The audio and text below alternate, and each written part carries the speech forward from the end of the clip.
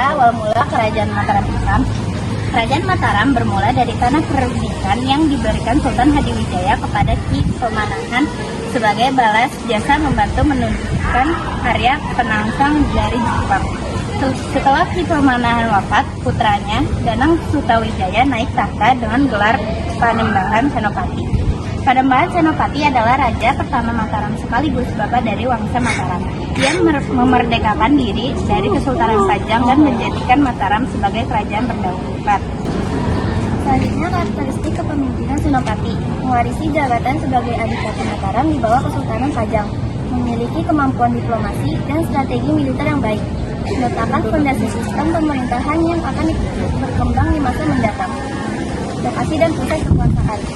Pusat kerajaan awalnya di Kota Gede. Wilayah kekuasaan mulai berkembang dari Jawa Tengah. Nah, kalian juga tahu nggak sih Sultan Agung itu apa? Sultan Agung itu lahir di Kota Gede 1893 dan meninggal di Karta 1645. Puncak kejayaannya itu pada tahun 1627. Mencapai puncak kejayaan setelah 14 tahun kepemimpinan. Wilayah kekuasaan meliputi Jawa Tengah, Jawa Barat, dan sebagian Jawa Timur. Berhasil menaklukkan Surabaya dan Madura pada tahun 1624. Menguasai daerah pesisir utara Jawa. Ekspansi wilayah tidak hanya menguasai Jawa, tetapi juga beberapa pulau di luar Jawa. Mengalahkan kerajaan-kerajaan pesisir dan kerajaan Hindu Belambangan.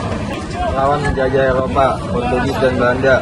Inovasi pemerintahan, memindahkan ibu kota dari Kota Gede ke Karta, perkenalkan reformasi dan modernisasi signifikan, menciptakan kalender Jawa Islam pada tahun 1633.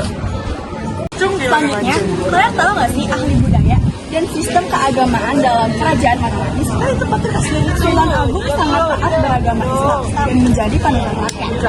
Mengembangkan hukum Islam dalam pemerintah, membangun masjid besar seperti Masjid Gede Mataram.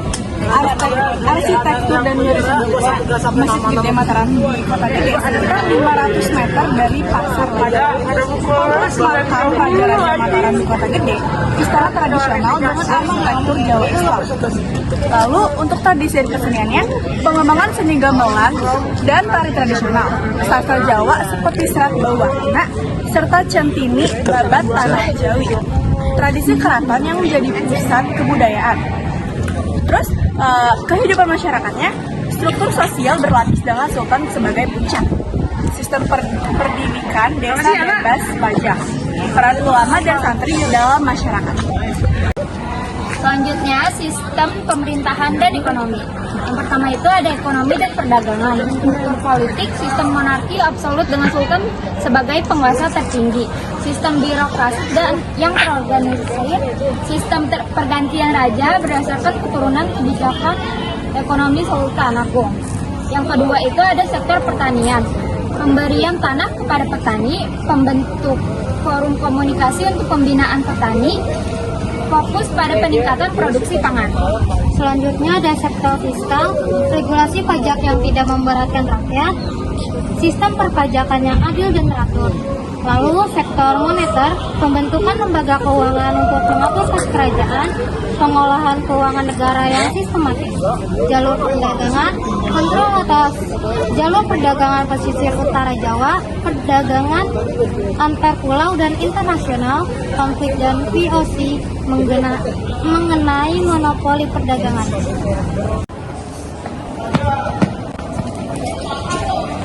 Nah, kalian tahu nggak sih, mereka itu termasuk dari fenomena VOC di zamannya Sultan Agung. Nah, jadi dulu itu ada konflik dan perlawanan melawan VOC pada Perang Jawa, yaitu militer dan perlawanan terhadap VOC. Konflik berkepanjangan dengan Belanda mengenai monopoli perdagangan.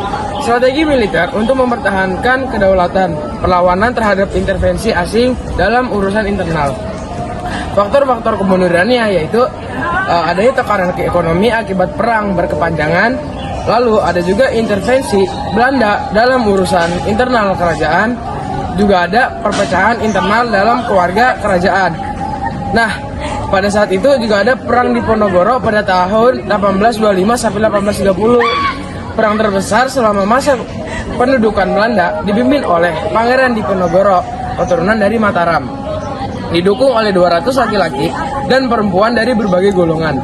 Dukungan dari kaum santri, keturunan Arab, Tionghoa, dan dari pesantren. Melibatkan 121 kiai dari berbagai daerah. Babelan, Kedu, Mataram, Pajang, Ponorogo, Madiun. Lalu ada juga dampak perangnya, yaitu ratusan ribu korban dari pihak Jawa, puluhan ribu korban dari pihak Belanda, dan perubahan struktur sosial dan politik di Jawa. Nah, jadi itu penjelasan dari penyerangan VOC di Jawa. Selanjutnya ada kemunduran dan warisan. Faktor-faktor kemundurannya yaitu ada campur tangan Belanda dalam urusan internal atau yang biasa disebut dengan Perjanjian Giyanti. Perjanjian Giyanti ini menghasilkan perpecahan Kerajaan Mataram menjadi dua, yaitu Kesultanan Surakarta dan Yogyakarta. Selanjutnya ada warisan budaya yang bertahan, yaitu Keraton Yogyakarta dan Surakarta, masjid-masjid bersejarah, dan kompleks makam di kota gede. Selanjutnya ada tradisi dan kesenian, yaitu ada gamelan dan tradisi tradisional, ada sastra Jawa klasik, upacara adat dan ritual keagamaan. Selanjutnya ada sistem pemerintahan, yaitu konsep kepemimpinan Jawa, sistem birokrasi tradisional, nilai-nilai filosofi Jawa. Yang terakhir ada kalender dan sistem waktu, yaitu kalender Torik yang masih digunakan. Nah, kerajaan Mataram Islam telah membuktikan bahwa peradaban Islam dapat berkembang dan beradaptasi dengan budaya lokal Jawa. Meskipun kerajaan ini akhirnya terpecah akibat intervensi kolonial, warisan budayanya tetap hidup hingga kini.